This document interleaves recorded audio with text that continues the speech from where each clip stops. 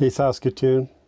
Well, there's a lot of controversy about pulling out of debates. A few people have their feelings hurt, but it's unethical to be part of a debate where anybody who's running for council has been actively a part of it.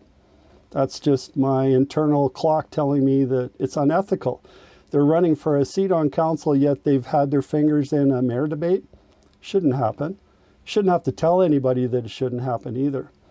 But ironically, something else came to light, especially around Ward 2-3. Mike, who's a big board member at Ward 2-3, of course, that's not his real name because he can't use his real name in public because he's too scared. So he hides with a pseudonym, doesn't come to the protests that people have because, well, that would be too scary too. He's lecturing me about how Gord is the chosen one and he's going to do stuff. And Gord is put out stuff that's completely false on his website, stating that Cynthia Block voted for the Fairhaven shelter, which was a lie, that they bent the zoning bylaw when, as a lawyer, he should know they broke it. The city did. But Gord was a cabinet minister, so he would have been involved in cabinet meetings probably before our fire chief and police chief even knew about a shelter. So he would have known all the way back to there, and yet he still doesn't have a real plan. But he's going to work with Chief Arcand, who now actually wants to put 80 extra people into Fairhaven.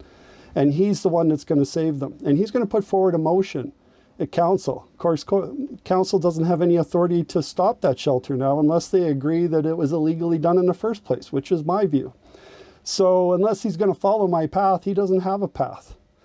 But he has swayed a few people, and Mike was one of them. And I didn't know Mike was going to be the moderator for the debate in Fairhaven at the Confed Mall.